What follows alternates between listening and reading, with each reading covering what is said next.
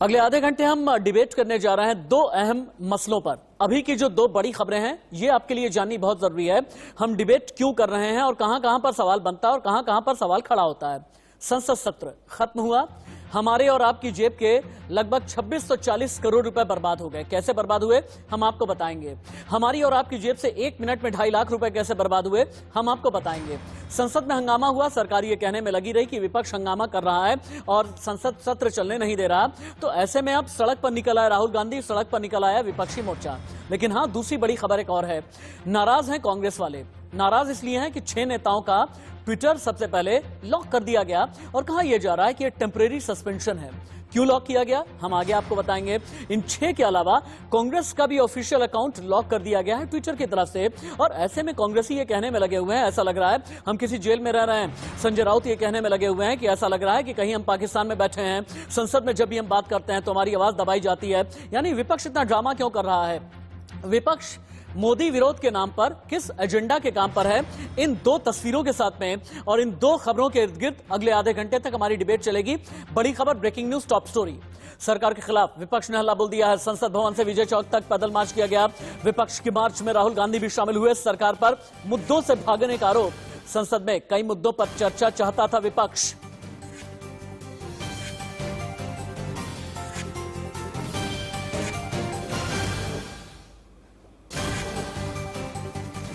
एक और बड़ी खबर, पहली बार राज्यसभा में सांसदों की पिटाई हुई है, ये आरोप लगा है राहुल गांधी ने। राहुल गांधी ने आगे कहा संसद में पेगासस पर चर्चा की मांग की गई लेकिन चर्चा नहीं हुई। जनता की आवाज दबाई जा रही है, विपक्ष को संसद में बोलने नहीं दिया जाता। सदन में लोकतंत्र की हत्या हुई है, ये राहुल गांधी का कहना है।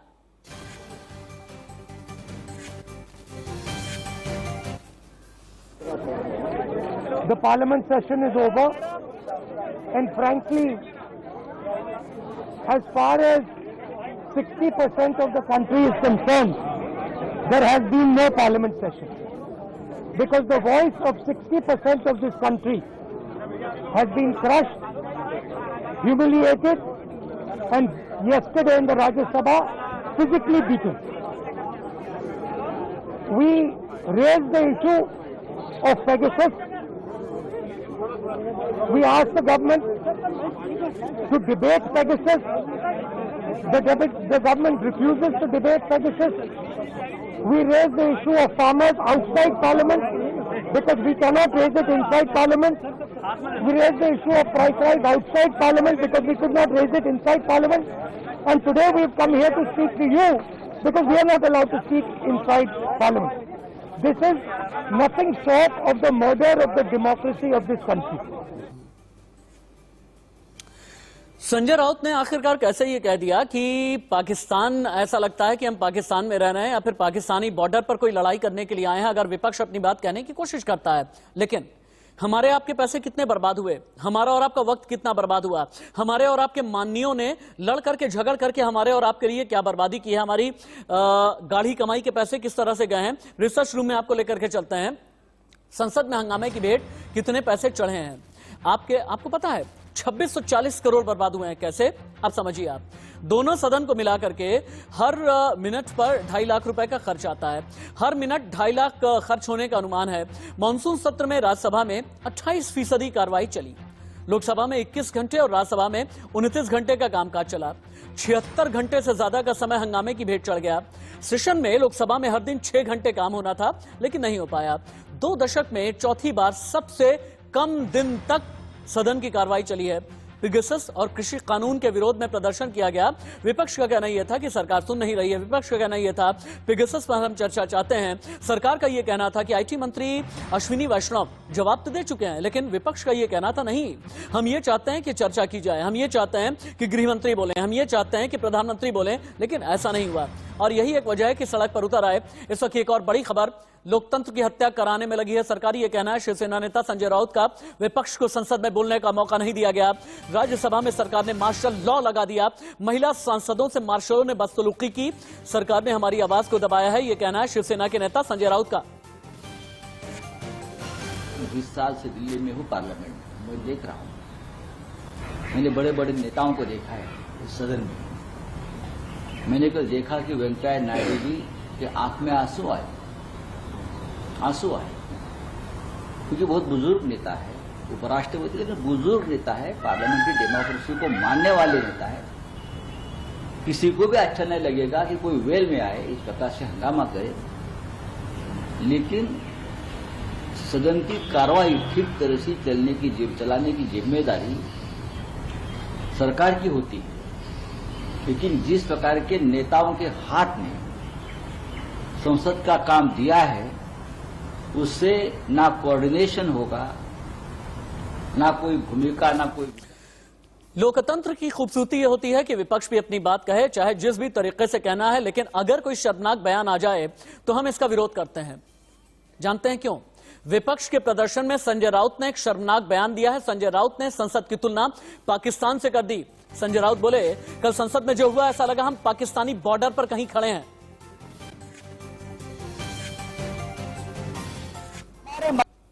हमारे सबके सामने हमने कल देखा है, लोकतंत्र की हत्या हुई हमने देखा है, हमारे आंखों से देखा है।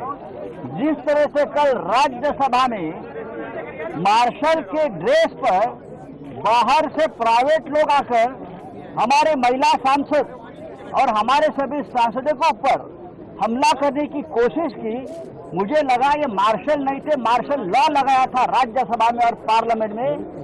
हमने इस प्रकार से जो लोग खड़े थे कहे, तो मैंने तो बोला कि मुझे लगता है कि मैं पाकिस्तान बॉर्डर पे खड़ा हूं और हमें रोका जा रहा है अंदर जाने से। इस देश में कल पवार साहब ने जो कहा है कि उनके 55 साल के संसदीय लोकशाही के पूरे जीवन में इस प्रकार का चित्र न खड़गे साहब ने देखा है, न पवार साहब ने देखा है, और 20 साल में न हमने देखा है।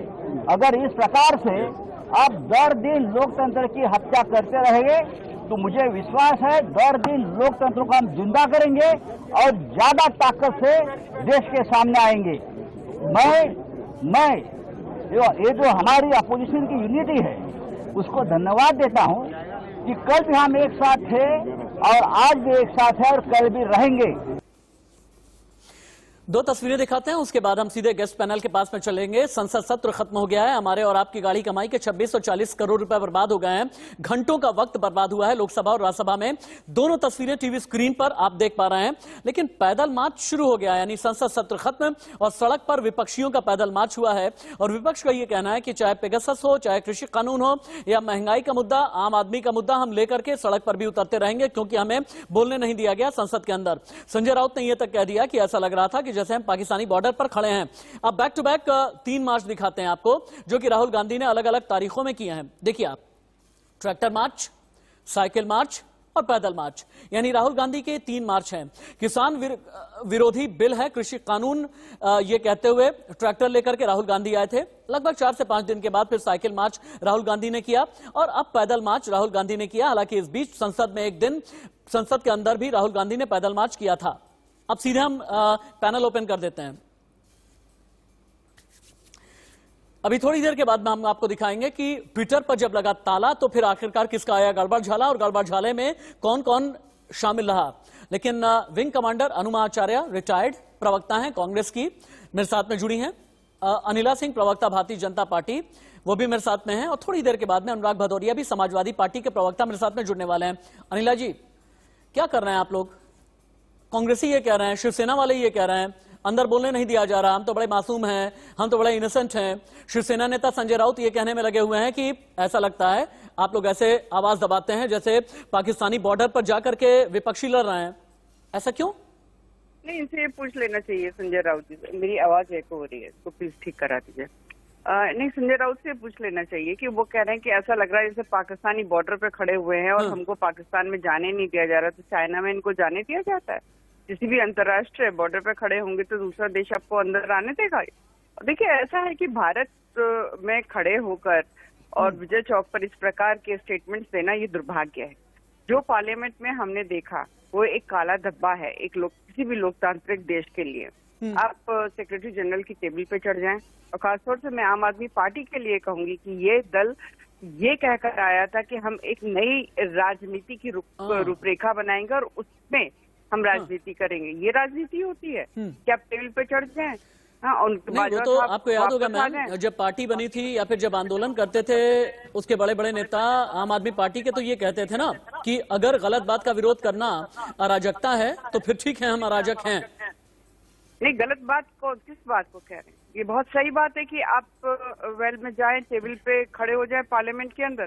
पार्लियामेंट इस चीज के लिए होती है, ये चर्चा के लिए होती है। हंगामा करना है, आपको स्लोगन कंपटीशन करना है कि आपस में कि कौन ज्यादा गंदी गालियां दे सकता है, ठीक है। तो पार्लियामेंट के बाहर करिए ना जो कुछ करना है। विंग कमांडर और बाजवा अनुमा आचार्य साहब, भी है मैम एक मेरे चीज और साथ। जोड़ना चाहती हूँ। अनुमा मैम थोड़ा हमें समझाइए, दिल्ली में पाकिस्तान कैसे आ गया? ये पाकिस्तान के नाम पर कोहराम कैसे हो गया? मोदी विरोध के नाम पर पाकिस्तानी एजेंडा का काम क्यों शुरू हो गया मैम? मुझे तो बड़ा अच्छा लग रहा है कि आप मुझे शिवसेना का प्रवक्ता कह रहे हैं। कमाल हो गया। मैं शिवसेना की प्रवक्ता तो नहीं हूँ, मैं कांग्रेस की मैम प्रवक्ता आप कांग्रेस के प्रवक्ता हैं, लेकिन राहुल गांधी के बगल में दाईं तरफ खड़े होकर के शिवसेना के प्रवक्ता ने ये बात बोली है। अच्छा, आप बोलने नहीं देना चाहते हैं नहीं, तो दूसरी मैम बात है। मैं मैम, आपका प्लीज बहुत बोलिए। देर से गणित सुन रही थी, मैं आपका गणित बहुत देर से सुन रही थी।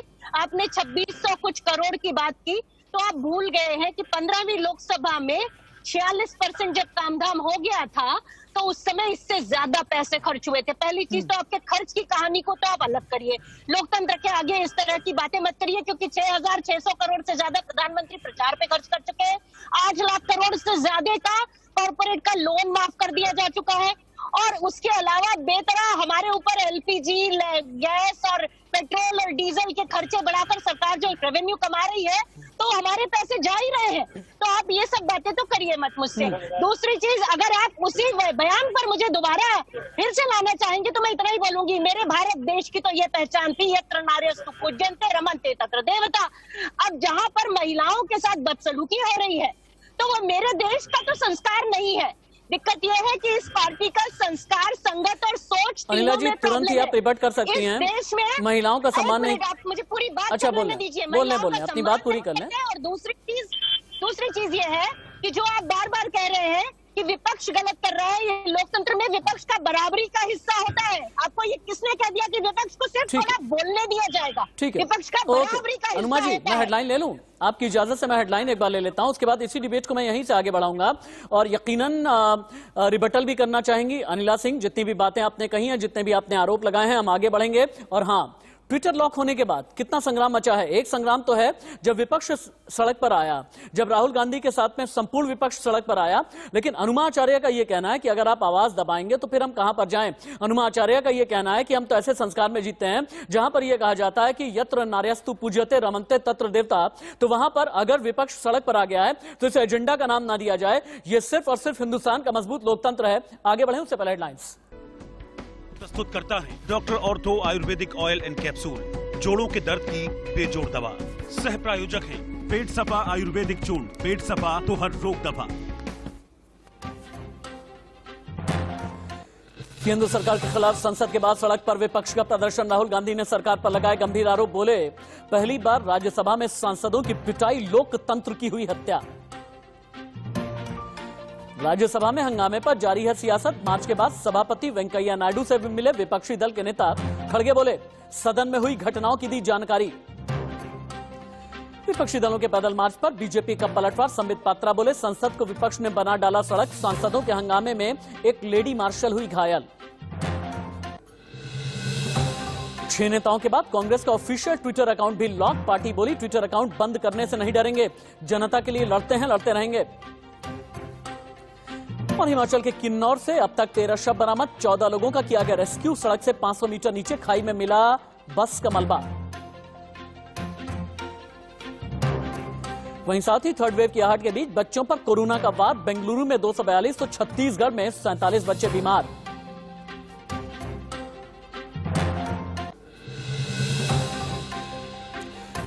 विंग कमांडर अनुमा आचार्य मेरे साथ में हैं, जो कि प्रवक्ता हैं कांग्रेस की। इसके अलावा अनिला सिंह है, प्रवक्ता भारतीय जनता पार्टी की। आगे बढ़े उससे पहले एक और बड़ी खबर है। कांग्रेस के 5 नेताओं के ट्विटर अकाउंट सस्पेंड कर दिए गए हैं। अजय माकन, रणदीप सुरजेवाला, जितेंद्र सिंह का अकाउंट सस्पेंड। मणिकांत टैगोर, सुष्मिता देव का अकाउंट भी अस्थायी तौर से बंद किया गया है। बीते दिनों राहुल गांधी का अकाउंट भी लॉक किया गया था। गैंगरेप पीड़ित परिवार के साथ फोटो लेने के बाद एक्शन। और अभी जो स्क्रीनशॉट आपको नजर आ रहा है, ये कांग्रेस ने शेयर करते हुए बताया है कि किस तरह से कांग्रेस का ऑफिशियल अकाउंट भी लॉक कर दिया गया है। रिसर्च रूम आपको लेकर के चलते हैं, जहां पर आप ये जानेंगे कि कब कब और किन किन हालातों में ट्विटर अकाउंट सस्पेंड किया जाता है। धर्म या जाति पर जब भी कभी विवादित टिप्पणी की जाती है तो ट्विटर की ये गाइडलाइन है और ट्विटर ने अपना रूल बनाया हुआ है कि फिर अकाउंट सस्पेंड कर देंगे, या फिर रेप पीड़िता की पहचान जाहिर करने पर, पीड़िता के परिवार की पहचान बताने पर, विवादित वीडियो अपलोड करने पर, देश विरोधी बयानबाजी पर, राष्ट्र का अपमान करने पर, संविधान के खिलाफ लिखने पर और या फिर विवादित वीडियो अपलोड करने पर या देश विरोधी बयानबाजी पर, राष्ट्र का अपमान करने पर, इन सभी हालातों में सीधे तौर पर यह कहा गया है कि ट्विटर अकाउंट किसी का भी लॉक किया जा सकता है, पहले टेम्परेरी और उसके बाद फिर परमानेंट। चलते हैं अनिला जी के पास। अनिला जी, विपक्ष ये कहने में लगा हुआ है आपने जबान बंद कर दी, विपक्ष ये कहने में लगा हुआ है कि आपने सोशल मीडिया बंद कर दिया, विपक्ष ये कहने में लगा हुआ है कि आप लोग पूरी तरह से लोकतंत्र की हत्या कर चुके हैं। जवाब दें मैम। ट्विटर भी बंद कर दिया मैम। देखिए, लोकतंत्र की हत्या हुई है कि नहीं हुई है ये तो जनता तय करेगी ना, विपक्ष थोड़ी ना करेगा, या इंडियन नेशनल कंफ्यूज पार्टी थोड़ी ना करेगी। इंडियन नेशनल कंफ्यूज पार्टी की कंफ्यूज्ड प्रवक्ता ने अभी जो आंकड़ों की बात करी है, उन्होंने उदाहरण दिए कि किस प्रकार से पेट्रोल डीजल पैसे बढ़ रहे हैं, वो हमारी जेब से जा रहे हैं, इस प्रकार से अगर सरकारी विज्ञापन जाता है तो उसमें पैसे जा रहे हैं। तो कंफ्यूज प्रवक्ता को मैं बताना चाहूंगी, ये गांधी परिवार की तरह अकाउंट में तो नहीं जा रहे ना, किसी के व्यक्तिगत अकाउंट में तो नहीं जा रहे हैं ना। अगर पेट्रोकेमिकल से रेवेन्यू आ रहा है तो वो भी देश के इंफ्रास्ट्रक्चर और प्रोग्रेस के लिए लग रहा है, ठीक है। तो यहाँ अगर विज्ञापन भी जा रहे हैं तो ये बताया जा रहा है कि सरकार की क्या क्या योजनाएं हैं, आम जनता को किस प्रकार से उनको लाभ हो रहा है या लाभ हो सकता है। यहाँ पर केवल और केवल गांधी, नेहरू, वाड्रा परिवार के पर्सनल अकाउंट्स में नहीं जा रहा है, इसी वजह से वो वेल पर बाहर घूम रहे हैं। और जिस प्रकार से मार्शल के ऊपर ये आरोप लगा रहे हैं, हम जानते हैं हो हल्ला दंगा किसने किया, ये आतंकवादी। अनुमा आचार्य जी आपको रिबट करना चाहती हैं, अनुमा आचार्य आपको रिस्पॉन्ड करना चाहती हैं। अनुमा मैम, अनिला जी का ये कहना है कि इंडियन नेशनल कांग्रेस नहीं, आपकी party Indian national confuse party है। और साथ ही साथ एक सवाल और भी बनता है मैम कि अगर किसी रेप पीड़िता की पहचान किसी भी कृत्य की वजह से उजागर वो आइडेंटिटी हो रही है और ट्विटर ने एक्शन ले लिया, तो ऐसा क्यों लग रहा है आप लोगों को कि ये एक्शन सरकार की तरफ से ले लिया गया? पहली चीज तो मैं ये बता दूं कि मैं जिस तरह की भाषा वो बोल रही हैं उसकी आदी नहीं हूं। मैंने देश की सेनाओं के साथ 25 साल काम किया है और इस तरह की जो कंफ्यूज्ड वगैरह बोलने की आदत मुझे लगता है कहीं ना कहीं संस्कारों में दिक्कत मुझे दिखी रही है। तो इस पे तो मैं क्या कहूं इनसे, लेकिन हाँ, जो मुद्दा है, मुद्दे पर यह कहना है कि इस देश की जनता ने, इस देश के लोकतंत्र ने भारतीय जनता पार्टी को पूर्ण बहुमत दिया था, लेकिन हमारे यहाँ कहा जाता है कि जब तक सुपात्र को कोई चीज ना दो तो वो उसको बर्बाद कर देता है। तो वही हो रहा है, देश का लोकतंत्र बर्बाद हो रहा है, उसके ऊपर तानाशाही के आवरण लग गए हैं। और अब मुझे वही गीता का श्लोक याद आ रहा है कि यदा यदा हि धर्मस्य ग्लानिर्भवति भारत अभ्युत्थानं धर्मस्य तदात्मानं सृजाम्यहं परित्राणाय साधूनां विनाशाय च दुष्कृताम् धर्म संस्थापनार्थाय संभवानि युगे युगे। तो यही होगा, ये जिस तरह से गीता के श्लोक के जरिए राजधर्म याद दिलाया जा रहा है अनिला जी, गीता के श्लोक के जरिए राजधर्म याद दिलाया जा रहा है अनिला जी। नहीं, इनका राजधर्म तो सब जानते हैं अच्छी तरीके से। देखिए, सबसे पहले मैं दो बात यहाँ पे कहना चाहूंगी राशि, हाँ, और अपनी बात जो है पहले मैं पार्लियामेंट से शुरू करूंगी फिर ट्विटर पे आऊंगी। हमने देखा कि इनके जो मेंबर ऑफ पार्लियामेंट है बाजवा साहब, वो भी मेज पर खड़े होकर किस प्रकार से उन्होंने सर्विस रूल जो है चेयर पर फेंकी, कैसा अपमान किया, किन शब्दों में मैं इनकी निंदा करूं, मेरे पास वो शब्द ही नहीं है यहाँ पर। और बाजवा साहब को याद दिलाऊंगी, बाजवा साहब, और ये कंफ्यूज पार्टी की कंफ्यूज प्रवक्ता को भी याद दिलाना चाहूंगी, आप यहाँ पर बैठकर आप यहाँ पे श्लोक सुना रही हैं, महाभारत के सुना रही हैं। तो मैं याद दिलाना चाहूंगी कि राजीव गांधी, जब इंदिरा गांधी जी की हत्या हुई थी, पॉलिटिकल असैसिनेशन की शिकार हो गई थी वो, उसके बाद जब राजीव गांधी जी को सत्ता दी गई कांग्रेस के द्वारा, डिबेट वाइंड अप करने का वक्त आ गया है। मंडी के ऊपर उन्होंने जनेऊ धारण कर ये सिद्ध किया कि मैं सबसे बड़ा ब्राह्मण हूँ, और सैकड़ों सिखों की जो हत्याएं हुई थी, लोकतंत्र की लड़ाई जनेऊ पर आई। अनिला मैम और विंग कमांडर अनुमा आचार्य, आप दोनों ही मेरे सम्मानित गेस्ट हैं। वक्त नहीं दिया मैम आप दोनों ही मेरे सम्मानित गेस्ट हैं, बहुत बहुत धन्यवाद, बहुत बहुत शुक्रिया आपका मेरे साथ इस डिबेट में रहने के लिए। एक छोटे से ब्रेक के लिए रुक रहे हैं, कहीं मत जाइएगा।